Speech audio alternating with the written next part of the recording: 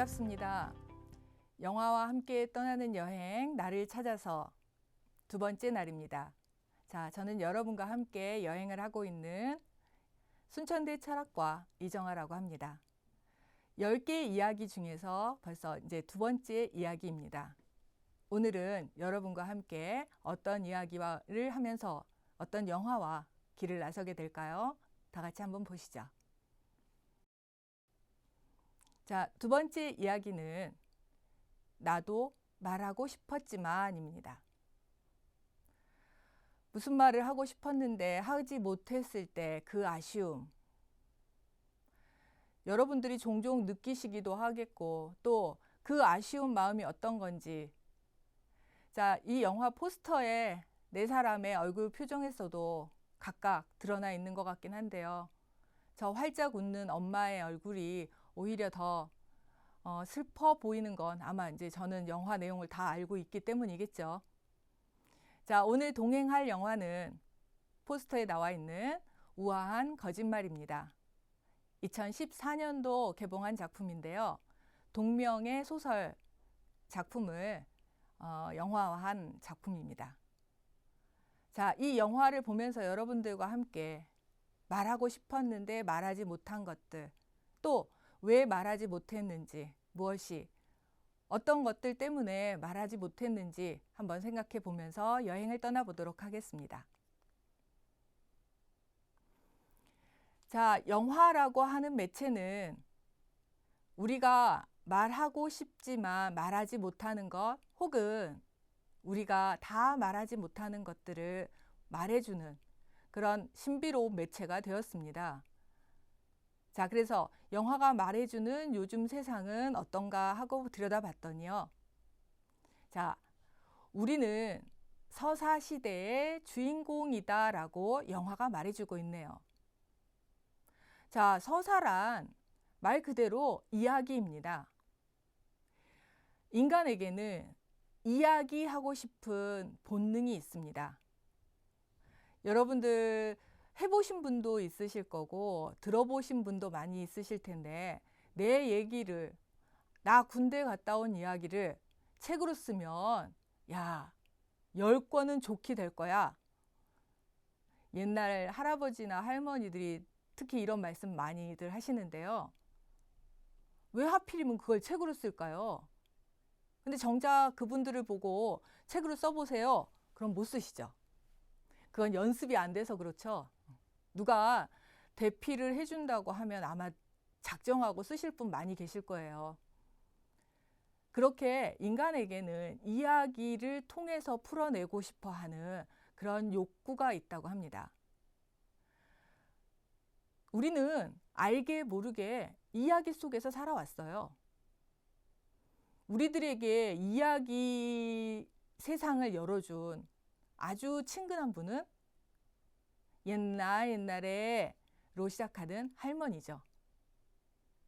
할머니 얘기는 항상 옛날이고 또 먼 곳으로, 그렇게 시간과 공간이 항상 먼 곳에서 시작을 합니다. 그런데 놀랍게도요, 그 이야기가 끝날 때는 그러니까 말이다, 너도, 그러면서 오늘 지금 여기에 이야기를 합니다.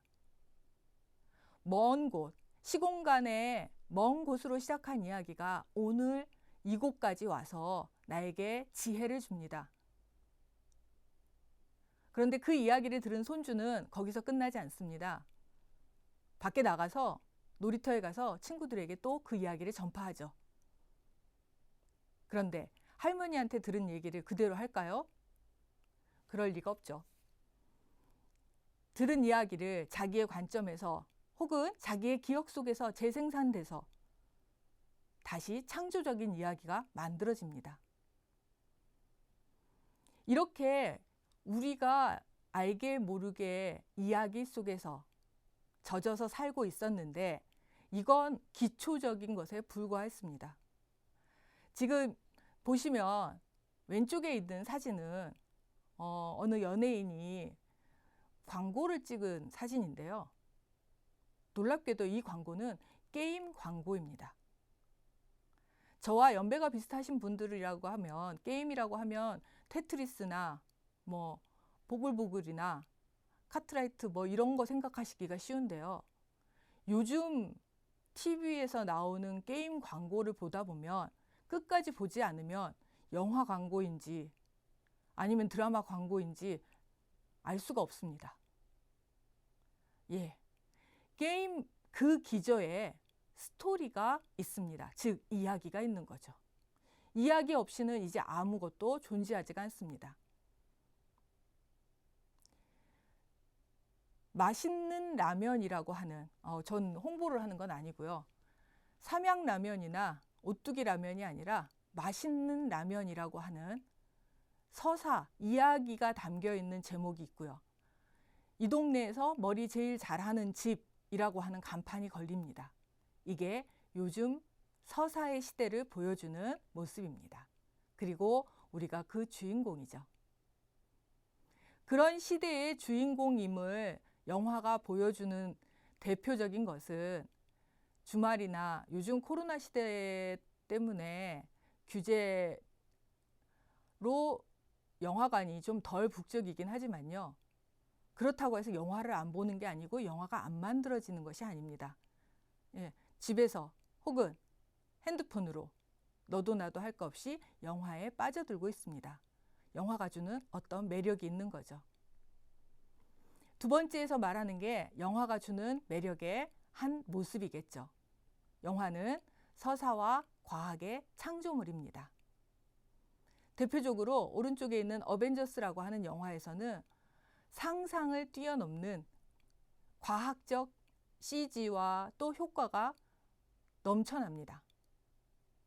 그리고 저것이 CG라고 하는 물음을 붙일 만큼 실감나게 만들어지고 있습니다. 그래서 우리는 기꺼이 돈을 내고 영화관을 찾습니다.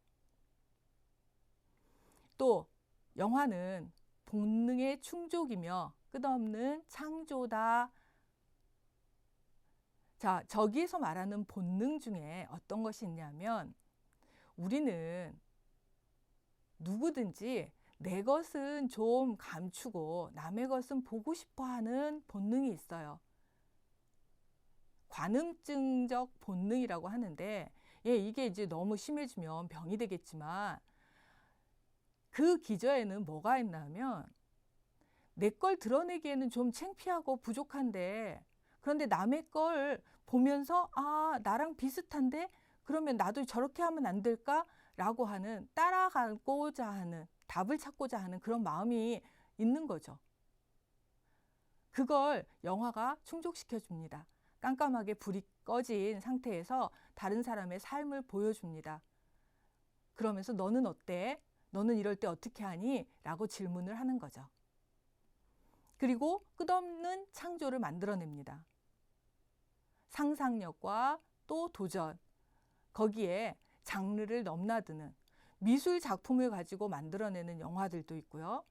혹은 음악을 영화로 만들어서 음악의 주체가 그 안에서 뛰어노는 사람들인 것처럼 만들어내기도 합니다. 이런 다양한 창조, 이런 것들로 하여금 사람들이 영화관을 찾게 만들죠. 자, 영화가 말해주는 요즘 세상, 끊임없는 변화를 추구하는 우리들의 심리 상태이기도 합니다. 자, 그러면 이제 우리가 선택한 오늘의 영화를 같이 한번 보도록 하겠습니다. 우아한 거짓말은 이한 감독이 2014년도에 내놓은 작품인데요. 김여령 작가의 소설을 원작으로 하고 있습니다. 소위 말해서 은근한 은따인 천지가 어느 날 자살을 합니다. 그리고 그 죽음을 밝혀가는 언니 만지를 통해서 말하지 못하고 감추고 있는 모두의 외로움이 하나씩 드러나기 시작합니다. 그러면서 죽은 천지의 유서를 통해 복수나 자책이 아닌 용서라고 하는 이름이 강권되는데 과연 그 용서가 가능한가라고 하는 의문이 제시됩니다. 만지는 죽으면서 모두 5개의 실뭉치를 남겨놓습니다. 그리고 그 빨간 실뭉치 안에 자신이 마지막으로 하고 싶은 말을 써놓고 갑니다. 여기 써 있는 이게 오탄데요. 자고 나니 아무것도 아니지? 고마워. 잘 견뎌줘서. 이건 맨 마지막 5번째 실뭉치에 적혀 있던 말입니다. 천지가 자주 가던 그 도서관에 책들, 심리학 책들 사이에 저 뒤에 있었던 실뭉치에서 나온 말이죠. 자, 여기 이 두 학생이 보이는데요. 천진난만하게 너무 환하게 밝게 웃고 있는 저 아이는 화연이에요. 천지의 친구죠. 그리고 입을 다물고 빙그레 미소를 띠고 있는 아이가 천지입니다. 사실은 화연이는 천지를 왕따시키고 있는 아이였어요. 자, 그 내용이 궁금하시죠? 그러면 이 내용을 압축해 놓은 유튜브 영상을 여러분 잠시 보고 오시겠습니다.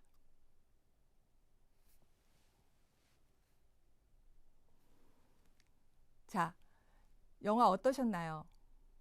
전체 영화를 보고 싶은 궁금증을 만들어내시죠? 전체 영화를 보시면 눈물이 나기도 하고요. 혹은 화가 나기도 하고 또 잔잔히 웃음이 나오기도 합니다. 첫 번째 실뭉치에서 엄마에게 그런 말을 합니다. 나 없어도 잘 지내라고. 그 다음 2번째 실뭉치는 언니에게 남겨놓습니다. 언니가 부러웠다고. 그 다음 3번째는 미연이라는 친구에게 남겨놓습니다. 용기가 없어서 친구가 되고 싶었지만 자기도 왕따가 될까봐 선뜻 천지에게 다가서지 못했던 미연이에게 일침을 가합니다. 그러면서도 따뜻한 위로를 남깁니다. 그리고 4번째는 이 화연이에게 용서라는 단어를 쓰면서 아주 아픈 말을 남깁니다. 나는 가도 너는 남을 테니까. 그래서 내가 너를 용서한다고 합니다. 자, 과연 그 용서가 될까요? 저는 그 용서는 용서라기보다는 끝까지 천지가 지키고 싶었던 자존심이 아니었을까 생각해 봅니다. 천지는 본인이 왕따임을 알고 있었죠. 그러면서도 꿋꿋하게 버텨보려고 했습니다.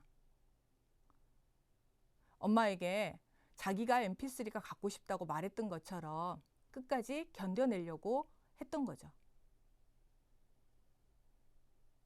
하지만 화연이의 마음도 꿰뚫고 있었던 거예요. 화연이는 사실 어쩌면 천지보다 혹은 천지만큼이나 외로웠던 거예요. 돈을 버느라고 너무 바빠서 딸에게 잘해주지 못하고 시간을 내지 못하는 부모가 화연이에게 해줄 수 있는 건 풍족한 돈밖에 없었던 거예요. 돈을 빼고 나면 천지나 화연이나 다를 게 없었던 거죠. 그런 화연이를 천지는 끝까지 안아주려고 했던 건 아닐까 하고 생각도 해봅니다. 마치 영화 마지막에서 언니가 죽지 말고 살아야 해, 내가 지켜볼 거야 라고 말하는 것처럼. 그리고 맨 마지막에 앞에서 봤던 그 말은 어쩌면 본인 자신 천지에게 스스로가 잘 버티라고 하고 싶었던 말이거나 아니면 남아있는 모든 사람들에게 그 책을 찾아온 자기와 같은 사람들에게 조금만 더 버티라고 남겨주는 메시지가 아닐까 하는 생각을 해봅니다. 영화를 보면 천지의 엄마는 화연이 집에 가서 화연이 엄마에게 화를 내고 mp3를 던집니다. 결국 그 mp3 때문에 자신의 딸이 죽었다고 생각을 하기 때문이죠. 그리고 절대로 사과하지 말라고 합니다. 사과도 용서받을 수 있을 때 해야 의미가 있다고 말하면서요. 어떻게 보면 복수를 하고 있는 것처럼 보이지만 그건 엄마 자신에 대한 자책이죠. 딸을 지키지 못했다는. 그래서 이 영화에 나오는 모든 사람들은 다 말하지 못하고 있는 그 상태인 거죠. 오직 한 사람, 천지만이 말을 하고 있는 거죠. 다만 안타까운 건 천지의 목소리로 했으면 좋을 말을 털뭉치 속에 쪽지로, 메모지로 하고 있는 거죠. 이 영화가 우리에게 전해주는 메시지는 뭘까요? 아마 더 늦기 전에 지금 아니면 하지 못할 그 말을 하라고 하는 건 아닐까 싶습니다. 조금은 무거워 보이지만 그러나 저 조그마한 소녀가 건네는 저 털뭉치를 여러분들과 함께 풀어가 보고 싶습니다.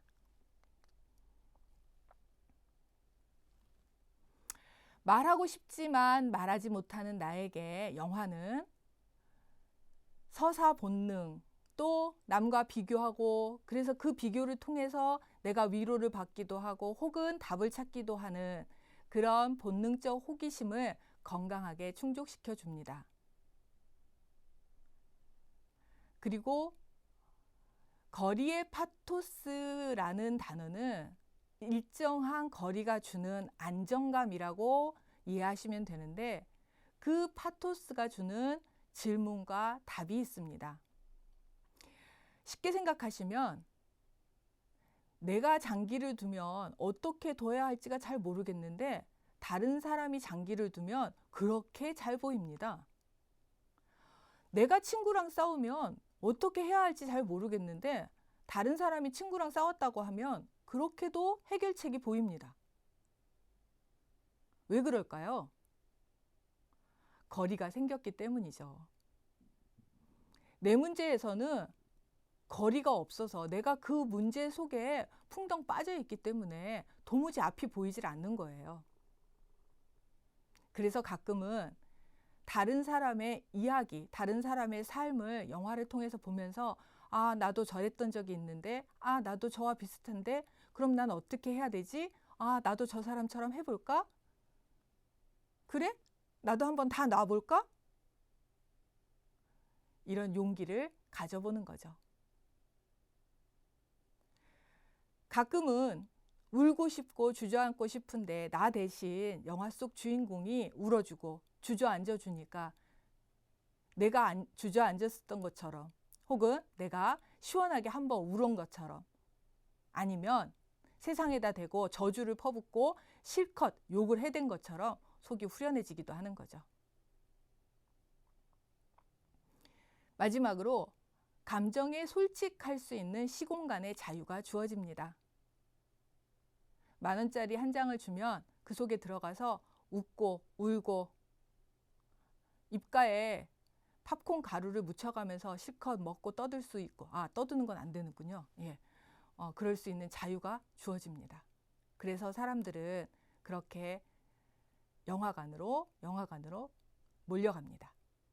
심지어는 집에다 간단하게라도 영화를 볼 수 있는 시설을 해놓고 혹은 침대에서 핸드폰으로라도 자신의 영화관을 만들려고 그렇게들 하는 모양입니다.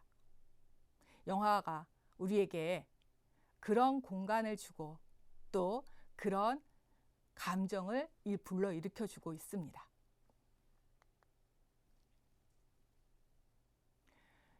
자, 그래서 저는 두 번째 여행의 일기를 이렇게 정리해 봤습니다. 후회해도 괜찮아. 후회할 만큼은 자랐잖아. 아, 내가 그때 왜 그랬을까? 내가 그때 그렇게만 안 했으면 오늘 내가 이러지 않을 텐데. 내가 그때 그 주식을 사기만 했으면, 오늘 내가 이렇게 살겠어? 아, 그걸 샀어야 했어. 혹은 내가 그때 그 결정을 내리지만 않았으면 오늘 여기서 내가 이러고 있겠어? 지금쯤, 떵떵거리고 살고 있지? 집에서 한 번쯤은 다 들어보셨을 만한 이야기죠. 그런데 잘 생각해 보세요. 그 결정을 내리던 순간, 그 순간에 아무렇게나 결정하는 사람은 아무도 없습니다. 그 순간만큼, 자기의 결정을 내리는 그 순간만큼은 누구나 다 진지합니다. 궁서체예요. 지금에 와서 10년이 지났고 1년이 지났고 혹은 30년이 지났기 때문에 아, 이렇게 했으면 어떨까라고 생각하는 거예요. 그 사이 내가 변한 거죠. 세상이 변했고 상황이 변했고. 그렇지만 그 후회를 할 만큼 그것이 실수였고 그것이 잘못된 것이었다라는 걸 알 만큼 나는 성장했어요. 그때 한 일이 정말 잘한 일이다라고 생각하는 것이 아니더라도 나는 성장했기 때문에 그랬기 때문에 괜찮은 거죠. 실수해도 괜찮아. 그것이 실수인 줄 지금 알았잖아. 지금도 실수인지를 모른다면 같은 실수를 계속하고 살겠죠. 근데 그렇더라도 괜찮아. 왜? 그러다 보면 알게 되겠죠. 시간의 문제인 거죠. 우린 어느 순간부터 교육이라고 하는 이름 때문에 혹은 경쟁이라고 하는 스케줄 때문에 실수하면 안 되는 사람들로 자라고 있어요. 그런데 실수하지 않는 사람이 있을까요? 다만 실수 안 한 척 하는 거에 능숙한 사람이 있을 뿐 아닐까요? 저는 그렇게 생각해 봅니다. 세 번째로 이게 조금 힘들기도 하고 서럽기도 한 일인데 몰라줘도 괜찮아. 왜냐하면 나는 알고 있잖아. 아무리 다 몰라도 그 일을 한 나는 알고 있으니까요. 마지막으로 겁쟁이 같이 두려워해도 괜찮아. 왜? 나는 신이 아니니까요. 여러분들 엄마한테서 태어났잖아요. 여러분들이 뭐 아래서 나오거나 그런 분이 아니라면 여러분 두려워해도 괜찮습니다. 만약 아래서 나오셨거나 아니면 학이 물어다 주셨거나 그런 분들이라면 두려워하시면 안 되죠. 특별한 분들인데. 그런 분들 빼고 엄마 뱃속에서 10달 동안 있다가 나오신 분들이라면 혹은 10달 다 못 채우고 나오셨더라도 엄마에게서 태어나신 분들이라면 여러분들은 두려운 게 정상입니다. 왜? 인간이기 때문에요. 인간이라고 하는 존재가 가지고 있는 두려움이라고 하는 특수성, 한계를 갖고 있다고 하는 특수성, 이게 인간과 신을 구별하는 거잖아요. 왜 그게 약점이라고만 생각하세요?